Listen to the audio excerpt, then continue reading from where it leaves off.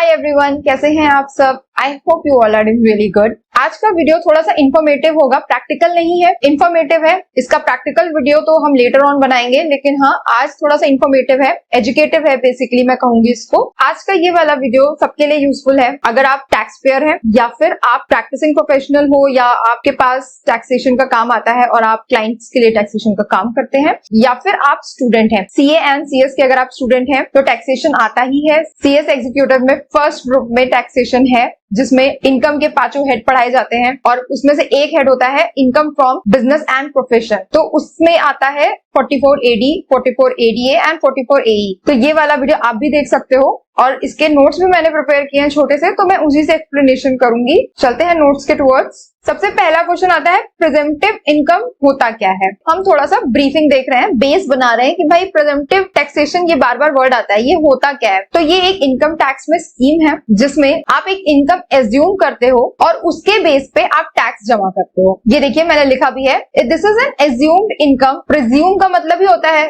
कोई चीज एज्यूम करना, अजम्पशंस बेसिस पे जो काम करते हैं। तो प्रेजेंटिव टैक्सेशन ये कॉन्सेप्ट ही यहां से आया कि भाई आप ऐसा है कि आपकी जो भी इनकम है उससे उन्हें फर्क नहीं पड़ता, एक एज्यूम कर लो और उसके बेसिस पे टैक्स जमा कर दो, दैट्स ऑल। ये होता है प्रेजेंटिव टैक्सेशन। एक एग्जांपल लेके जल्दी से मैं यहाँ पे आपको समझा देती हूँ।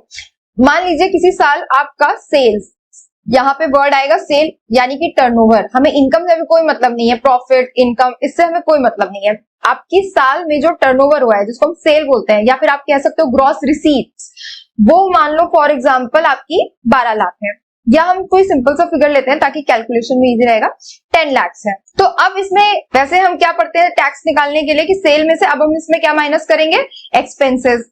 फिर उसके बाद एक्सपेंसेस माइनस करके हमारा आता है प्रॉफिट। अब इस प्रॉफिट में से हम टैक्स जमा करते हैं। यही होता है ऑर्डिनरली। प्रेजेंटिव टैक्सेशन में ये सब कुछ भी नहीं करना है। आपने जो सेल बताई फॉर से यही 10 लाख रखते हैं, इसमें अब आप प्रॉफिट खुद ही डिक्लेयर कर दो। अब वो कितना होता है, कैसे डिक्लेयर करते हैं, वो मैं नीचे बताऊंगी आपको। मान लो 6% हमने प्रॉफिट डिक्लेयर कर दिया, तो 10 लाख का 6% होता है 60,000। 60,000 आपका हो गया प्रॉफिट। अब इसमें आप टैक्स जमा कर दो अपने टैक्स स्लैब के रेट के हिसाब से। तो ये सिंपल सी चीज है प्रेजेंटिव टैक्सेशन। तो सवाल आता है कि ये जो प्रेजेंटिव टैक्सेशन का बेनिफिट है, इसका फायदा कौन उठा सकता है। अब भाई अंबानी जी बिजनेस कर रहे हैं, एक बड़े लेवल पे कर रहे हैं, रिलायंस कौन नहीं जानता। तो अब वो क्या प्रेजेंटिव टैक्सेशन स्कीम में आ सकते हैं। या अगर हम दूसरा एग्जाम्पल लें तो छोटे से छोटे बिजनेसमैन, अगर मैं बात करूं, ये जो स्ट्रीट फूड लगाते हैं, भाई वो भी तो बिजनेस ही कर रहे हैं, तो क्या वो यहाँ पर आ सकते हैं। तो समझते हैं इसको।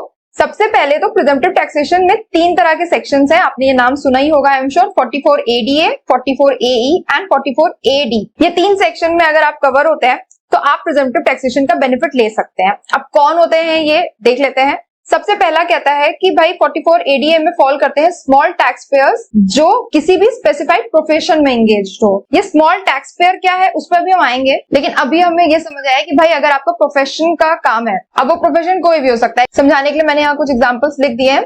अब अगर मान लो आप लॉयर हैं, आप लीगल कंसल्टेंसी देते हैं, या फिर आप डॉक्टर हैं, आप मेडिकल कंसल्टेंसी देते हैं, या फिर आप सीए या सीएस हो तो आप अकाउंटेंसी की कंसल्टेंसी देते हो, या आप इंटीरियर डेकोरेटर में आ गए। इस तरह के कोई भी प्रोफेशन से रिलेटेड है आप और स्मॉल टैक्स पेयर है, तो आप भाई प्रेजेंटिव टैक्सेशन का बेनिफिट उठा सकते हैं अंडर सेक्शन 44ADA। अब दूसरी बात आती है सेक्शन 44AE। इसमें कवर होते हैं ऐसे लोग जो इंगेज्ड होते हैं लीजिंग या हायरिंग ऑफ गुड्स कैरियर्स के बिजनेस में। थर्ड कैटेगरी आती है 44AD, जो आज इस वीडियो में मैं डिस्कस भी करूंगी। बाकी 2 आज मैं इस वीडियो में डिस्कस नहीं करूंगी क्योंकि एक वीडियो ना काफी ज्यादा लेंदी हो जाती है और फिर वो बोरिंग हो जाती है। 44AD क्या कहता है, 44AD में आपके बिजनेसमैन कवर होते हैं। अब वो बिजनेस चाहे रिटेल का हो, होलसेल का हो, ट्रेडिंग हो, कोई भी हो, बिजनेसमैन आपके यहाँ पे कवर्ड होते हैं, provided they are Indian resident. ये एक कंडीशन और लगा दी कि बिजनेस करना है तो ठीक है आप बिजनेस करो, 44AD में आप बेनिफिट अवेल कर लो, लेकिन आपको इंडियन रेसिडेंट होना पड़ेगा।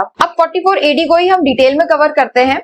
नेक्स्ट स्लाइड में चलते हैं। सबसे पहला सवाल आता है भाई 44AD आया ही क्यों, वाई 44AD। तो प्रेजेंटिव टैक्सेशन की जो मैंने आपको छोटी सी डेफिनेशन समझाई, उससे आपको ये समझ में आया कि भाई सरकार का मोटिव ये है कि इजी गोइंग टैक्स कंप्लायंसेस हो या आराम से टैक्स पेमेंट हो जाए। 44AD का कॉन्सेप्ट आया ही क्यों, to save the small tax payer from the heavy and huge income tax compliances. Like Section 44 AD is a presumptive taxation scheme that was introduced by the income tax law to reduce the tax burden on small taxpayer as well as to save them from maintaining the books of accounts and getting them audited. This is the main thing. पहली चीज तो भाई ये हो गई कि जो huge and heavy tax burdens होते हैं उनसे आपको सेव कर लिया। दूसरा रीजन ये है कि भाई बुक्स ऑफ अकाउंट का जो मेंटेनेंस होता है वो कोई इजी काम नहीं होता है। अब यहाँ पे मैंने लिखा भी हुआ है बुक्स ऑफ अकाउंट, अगर आप पूछो क्या होता है, भाई आपको बिल्कुल ही नहीं आता है, बेसिक आपका क्लियर नहीं है, आप साइंस साइड से हो, तो बुक्स ऑफ अकाउंट हम लोग को मेंटेन करनी होती है, जिसमें इंक्लूड होता है जैसे बैलेंस शीट हो गया, वाउचर्स वगैरह मेंटेन करने रहेंगे, रिसीट्स आपको जो भी आपने सेल परचेज किए उनकी रिसीट्स आपको रखनी है, जर्नल मेंटेन करना है, लेजर बनाना है, P&L बनाना है, ये सारी चीजें मेंटेन करना is a books of account का मेंटेन है। अब यहाँ पे दो चीजें हो जाती हैं, बुक्स ऑफ अकाउंट्स अगर आप खुद मेंटेन कर रहे हैं तो उतना आप सही से नहीं कर पाओगे, क्योंकि आपको भाई लायबिलिटी कौन सी है, एसेट कौन सी है, प्रॉफिट कौन कौन से, एक्सपेंसेस कौन से, ये सारी चीजें एक छोटी छोटी, ये सब आप ध्यान देने में टाइम वेस्ट करोगे, अपना बिजनेस देखोगे, ये चीज हो जाती है। फिर आ जाता है कि भाई अच्छा नहीं ठीक है अकाउंटेंट हायर कर लो, वो कर देगा, तो उसकी फीस भी तो होगी। आप सीए से बुक्स ऑफ अकाउंट्स ऑडिट करवाओगे, बैलेंस शीट सीए अगर बनाएगा तो वो भाई अपनी फीस भी तो लेगा। अब बार बार यहाँ पे वर्ड ही आ रहा है स्मॉल एसएससी या स्मॉल बिजनेस या स्मॉल टैक्स पेयर्स, तो जब हम कह रहे हैं कि भाई ये स्मॉल टैक्स पेयर की बात कर रहा है तो एक किसी ने अभी नया बिजनेस स्टार्ट किया है या वो वैसे ही छोटा टैक्स पेयर है, वो कहाँ इतने सारे कॉस्ट वगैरह बेयर कर पाएगा। So this was the reason behind introducing the section 44AD कि भाई अगर आपने इस वाली स्कीम में इनकम टैक्स भरना है तो आपने कोई जरूरत नहीं है ये सारे बुक्स ऑफ अकाउंट मेंटेन करने की या दूसरा ऑडिट वगैरह कराने की, कोई जरूरत नहीं है। नेक्स्ट स्लाइड में आ जाते हैं, टर्नओवर लिमिट। जैसा कि मैंने आपको स्टार्ट ऑफ द वीडियो में बताया था कि भाई कौन कौन इस वाली स्कीम को अवेल कर सकता है, जैसे मैंने एग्जांपल दिया था अंबानी जी का भी तो बिजनेस है, क्या वो 44AD में फिर अवेल करेंगे? तो यहाँ पे आप देख सकते हैं 44AD में साफ लिखा हुआ है कि टर्नओवर की जो लिमिट है वो साल में 2 करोड़ से ज्यादा एक्सीड नहीं होनी चाहिए। अगर आपकी इनकम 2 करोड़ या उससे कम है तो आप 44AD का जो ये स्कीम है, ये जो ऑप्शन है, अवेल कर सकते हैं और आप आराम से प्री डिफाइंड परसेंटेज पे प्रॉफिट डिक्लेयर करके उसमें आप टैक्स पे कर दो, और इवन आपको मेंटेन करने की जरूरत नहीं है बुक्स ऑफ अकाउंट्स या बुक्स ऑडिट करने की भी जरूरत नहीं है। अब अगर मैं यहाँ पे एक चीज आपको बताऊं, सेक्शन नंबर 44AB, अगर आपने इसके बारे में सुना है तो ये क्या कहता है कि भाई कुछ लोगों को बुक्स ऑफ अकाउंट अपना ऑडिट मैंडेटरी कराना है इफ उनका टर्नओवर 1 CR से ज्यादा है, यानी 1 करोड़ से ज्यादा है। अब आप कहोगे यहाँ पे लिमिट तो जो 44AD वाली है वो 2 करोड़ है और बुक्स ऑफ अकाउंट्स की लिमिट 1 करोड़ है। तो यहाँ मैं एग्जाम्पल के फॉर्म में आपको बता दूं, मान लो अगर आपका टर्नओवर साल का 1.5 करोड़ है तो वैसे तो आप 44AB में फॉल कर रहे हैं, आपको बुक्स ऑफ अकाउंट मेंटेन कराने की जरूरत है, लेकिन अगर आपने 44AD को ऑप्ट किया हुआ है, प्रिजम्पटिव स्कीम को अगर आपने ऑप्ट किया हुआ है, तो आपको ना तो बुक्स ऑफ अकाउंट मेंटेन करनी है और उनको सीए से ऑडिट कराने की भी रिक्वायरमेंट नहीं है। यही तो इस वाली स्कीम का मेन एडवांटेज है। अब नेक्स्ट स्लाइड में आ जाते हैं। अब यहाँ पे बात आती है कि कौन कौन 44AD में कवर नहीं हो सकता है, मतलब कि अगर बिजनेस है और 2 करोड़ से टर्नओवर नीचे भी है तो भी आप नहीं फॉल कर सकते, आप नहीं अवेल कर सकते इसको। अब कहने का मतलब है, मान लो आपका बिजनेस है और आप 44AD में जाना चाहते हैं और आपका टर्नओवर 2 करोड़ से कम है, लेकिन अगर आप इस कैटेगरी में कहीं भी फॉल करते हैं तो आप 44AD को अवेल नहीं कर पाओगे। सबसे पहला तो आता है कि भाई ये वाला बिजनेस अगर आप कर रहे हो तो आपको ऑलरेडी 44AE में जाओ ना, 44AD में क्यों आना है? ये वाले के लिए, गुड्स कैरिज वाले के लिए, जो मैंने ऊपर भी अपनी स्लाइड में डिस्कस किया था 44AE वाला सेक्शन, वो अलग है, उनके लिए रूल्स अलग हैं, तो आप उसमें जाके रजिस्टर कराओ, तो आप उसमें टैक्सेशन जमा करो। फिर सी वाला पॉइंट में रीड करूंगी, यहाँ पे भी वही बात आ गई कि अगर आप प्रोफेशनल हो, आप प्रोफेशन का कोई काम कर रहे हो, जैसे कि ऊपर मैंने दिखाया था मेडिकल हो गया, लीगल हो गया या टैक्स कंसल्टेंसी हो गया, तो भाई आप कर सकते हो प्रिजम्पटिव स्कीम, लेकिन 44ADA में जाओ। 44AD में आपके लिए कोई जगह नहीं है। बाकी एनआरआई अगर आप हैं, ये भी मैंने ऊपर बताया था, उसमें साफ लिखा हुआ था बिजनेस वाली कंडीशन में कि भाई इंडियन रेसिडेंट होना चाहिए। अगर आप एनआरआई हैं तो भी आप इस स्कीम को अवेल नहीं कर सकते। ये वाला कहता है लास्ट वाला कि LLPs आर ऑल्सो एक्सक्लूडेड। ये एक्चुअली में पॉइंट ना लॉ में अलग से भी लिखा हुआ है। इसका रीजन ये है कि भाई बिजनेस का स्ट्रक्चर तो कैसा भी हो सकता है, आप एज अ प्रोप्राइटर काम कर रहे हो, आप एज अ पार्टनरशिप काम कर रहे हो, तो पार्टनरशिप में तो LLP भी लोग कंफ्यूज हो जाते हैं कि लिमिटेड लायबिलिटी पार्टनरशिप तो मतलब पार्टनरशिप, तो ऐसा नहीं है। LLP अगर आप एज अ LLP रजिस्टर्ड हो, आपने इसका सर्टिफिकेट लिया हुआ है LLP का, MCA पे जाके आपने बना रखी है LLP अपनी, तो आप 44AD में फॉल नहीं करते हैं। फिर ये वाला मेरे से मिस हो गया, अगर आपके पास ऐसी कोई इनकम है जो ब्रोकरेज के फॉर्म में या कमीशन के फॉर्म में आ रही है, तो भी आप यहाँ पे ये वाली स्कीम अवेल नहीं कर सकते। कमीशन और ब्रोकरेज के एग्जांपल के लिए मैं आपको बताना चाहूंगी, जैसे LIC एजेंट्स काम करते हैं, कमीशन बेसिस होता है, या आप रियल एस्टेट ब्रोकर हैं तो उस केस में भी आप 44AD में कवर नहीं हो सकते। अब आ जाते हैं नेक्स्ट स्लाइड में, benefits of presumptive scheme, the most important one. अब मैं इतनी देर से जो बोल रही हूँ कि आप ना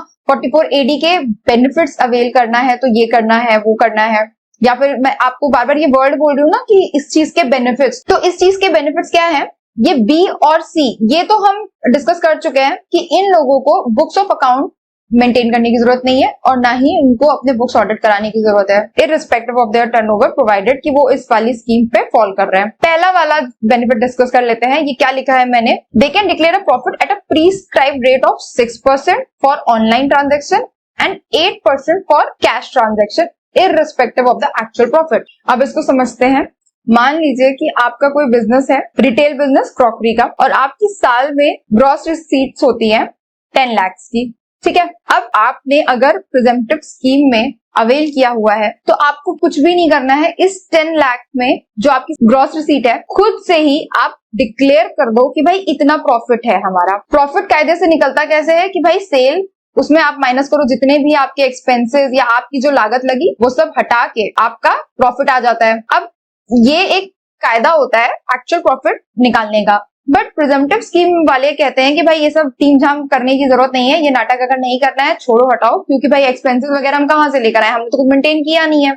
तो चुपचाप जो सेल तुमने बता रखी है 10 लाख, इसमें चुपचाप से उठा के ये 2 रेट हमने दिए हैं 6% एंड 8%, इसमें से अपना प्रॉफिट खुद ही डिक्लेयर कर लो। अब ये 2 रेट्स क्यों है, देखो 6% फॉर ऑनलाइन ट्रांजैक्शन, मतलब कि अगर आपकी जो कमाई हो रही है वो ऑनलाइन ट्रांजैक्शन, मतलब कि NEFT, गूगल पे, पेटीएम या चेक के थ्रू, आजकल तो कितना ही जीपे कॉमन हो गया है, हर कोई पेमेंट जीपे से ही लेता है, आजकल तो गोलगप्पे वाले भैया भी जीपे ले लेते हैं। सो अगर आपके पास ऑनलाइन ट्रांजैक्शन है यानी ऑनलाइन इनकम है तो उसमें आप 6% डिक्लेयर कर लो, ठीक। और वहीं पर अगर कैश ट्रांजैक्शन है तो आप 8% डिक्लेयर करो। ये तो बात हुई भाई कि लिखा हुआ है कि 6% for online transaction, 8% for cash transaction. अब क्वेश्चन ये आता है प्रैक्टिकल लाइफ में, अगर मैं बात करूं तो यार प्रैक्टिकल लाइफ में ना एक चीज तो हो ही नहीं सकती, मिक्स होता है, वेरी ऑब्वियस यार। ऑनलाइन ट्रांजैक्शन हो रहा है और कुछ कैश ट्रांजैक्शन भी होता है। अब एग्जाम्पल के लिए इस 10 लाख वाले जो ग्रॉस रिसीट है, इसमें से मान लो कि जो ऑनलाइन है या जीपे और चेक वगैरह से हमारे पास आया है 4 लाख, ठीक है।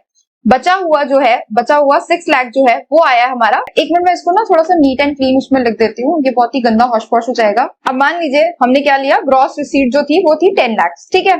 अब उसमें आपका कैश ट्रांजैक्शन हुआ 6 लाख और आपका ऑनलाइन का जितना भी ट्रांजैक्शन था, जीपे वगैरह से जो भी आया वो आपका था 4 लाख, ठीक है। तो अब क्या कहता है लॉ, जितना भी कैश ट्रांजैक्शन है उस पर आप 8% तक प्रॉफिट डिक्लेयर कर सकते हो, यानी कि 6 लाख का मैं 8% निकालूंगी तो आएगा 48,000 रुपीज, और 4 लाख का अब मैं निकालूंगी 6%। क्यों मैंने 6% निकाला, क्योंकि अभी हमने देखा कि ऑनलाइन ट्रांजैक्शंस पे आप 6% तक प्रॉफिट डिक्लेयर कर सकते हो, ये आएगा 24,000। तो हमने 4 लाख का 6% निकाला तो 24,000, तो यानी कि आप मिनिमम इतना प्रॉफिट डिक्लेयर कर सकते हो। मिनिमम बोल रही हूँ मैं बार बार, वर्ड मिनिमम है, यानी कि आप मैक्सिमम भी कर सकते हो।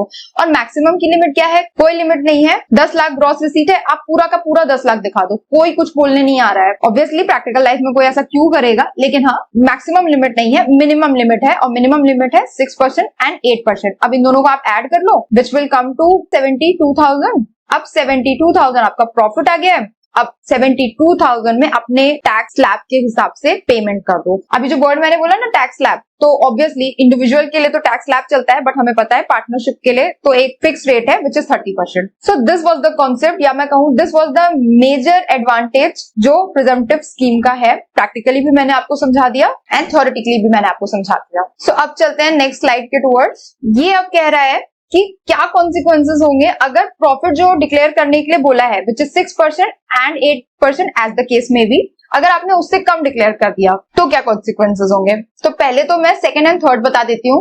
कॉन्सिक्वेंसेस ये होंगे कि भाई आपको बुक्स ऑफ अकाउंट मेंटेन करनी पड़ेगी और अपने बुक्स को ऑडिट भी कराना पड़ेगा। ब्रैकेट में मैंने एक चीज लिखी है, irrespective of the turnover limit that is 1 crore. For example आपका कोई बिजनेस है जिसकी सेल मान लो की है 80 लाख, ठीक है, तो आप प्रिजम्पटिव में तो आते हो क्योंकि भाई 2 करोड़ से नीचे है, लेकिन आप बुक्स ऑफ अकाउंट देखा जाए तो ऑडिट कराने के लिए तो लायबल नहीं है, क्योंकि 44A भी तो कहता है कि 1 करोड़ से नीचे वालों को कराने की जरूरत ही नहीं है। तो अब यहाँ पे एक तरह से आप ये कह सकते हो कि ये कॉन्सिक्वेंसेज है या बोलो पेनाल्टी लग रही है, तो भाई पेनाल्टी तो तगड़ी होनी चाहिए ना, कि एक तो हम तुमसे कह रहे हैं कि भाई प्रॉफिट आराम से तुम 6 या 8% जितना डिक्लेयर करके टैक्स दे दो, and which is very low. To be very honest 6% ना बहुत कम होता है, मतलब 6% क्या ही होता है आपकी। अभी जैसे मैंने एग्जांपल दिखाया 10 लाख की कमाई है, उसमें 6% कितना कितना थाउजेंड्स में निकला था।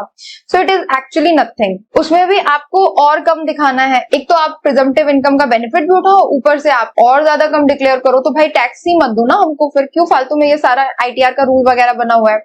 ऐसे तो हमारे लिए दिक्कत है, यानी कि सरकार के लिए, तो भाई उनके पास टैक्स भी एक तो कम जा रहा है और ऊपर से आप लोग और कम की बात कर रहे हो।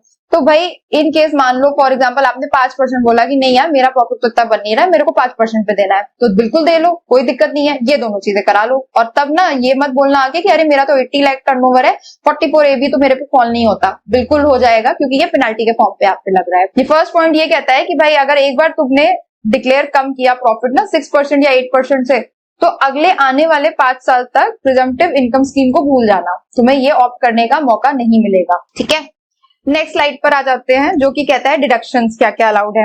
अब यार ऊपर से हम लोगों ने काफी सारी चीजें देखी कि बुक्स ऑफ अकाउंट मत मेंटेन करो, प्रॉफिट भी कम रेट पे डिक्लेयर करो, तो अब ना एग्जेम्पशन और डिडक्शन भी अगर बाकी सारे जैसे देंगे तो फिर फायदा क्या होगा गवर्नमेंट का, है ना। सो इसीलिए कुछ डिडक्शंस अलाउड नहीं है जो इस वाली स्कीम में कवर हो रहा है। 30 to 38 के जो डिडक्शंस हैं वो इनको बिल्कुल नहीं मिलेंगे, ये वो रेंट एंड रिपेयर वाले डिडक्शंस होते हैं। नेक्स्ट आते हैं 10A, 10AA, 10B, 10BA, ये वाले डिडक्शंस भी नहीं मिलेंगे। ये उनके लिए हैं जो न्यू अंडरटेकिंग्स होती हैं और फ्री ट्रेड जोन या स्पेशल इकोनॉमिक जोन में एस्टैब्लिश्ड होते हैं, ये वाले डिडक्शंस भी नहीं मिलेंगे। उसके अलावा ये वाले डिडक्शंस भी नहीं मिलेंगे। तो मैंने जैसा कि स्टार्ट ऑफ द वीडियो में बताया था कि मैं इसको थोड़ा सा ब्रीफ ही रखूंगी, ज्यादा इलस्ट्रेटिव नहीं करूंगी, इसलिए मैं डिडक्शंस तो डिस्कस नहीं कर रही यहाँ पे कि ये वाले कौन से होते हैं, ये वाले कौन से होते हैं। बट यस, सूनर और लेटर मैं डिडक्शंस जो भी जितने भी डिडक्शंस होते हैं ना इंटायर इनकम टैक्स एक्ट में, वो मैं आपके लिए ब्रीफ में इसी तरह से अपने नोट्स बना के आपको जल्दी जल्दी एक्सप्लेन करूंगी। उसका वीडियो भी मैं बहुत जल्द लेकर आऊंगी,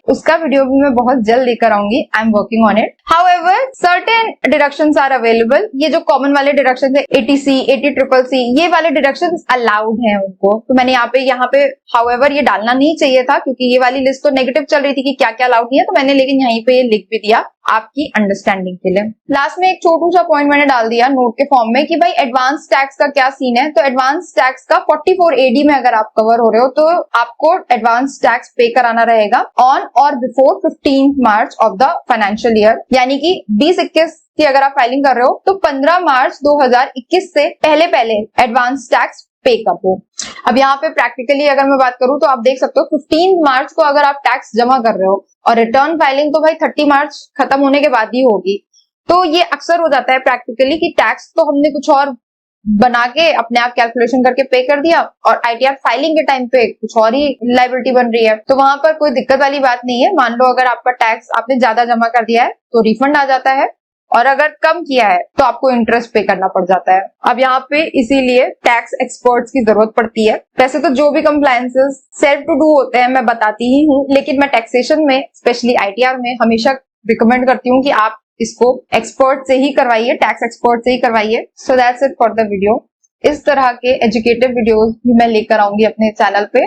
प्रैक्टिकल तो मैं लेकर आती ही हूँ, साथ में इस तरह के थ्योरेटिकल वाले भी अपडेट करूंगी, so that students can also make the full use of it. So far अगर आपको इस वीडियो में कोई भी क्वेरी हो, feel free to drop a comment on a comment box. I will make sure to revert back. Till then take care and thank you so much for watching.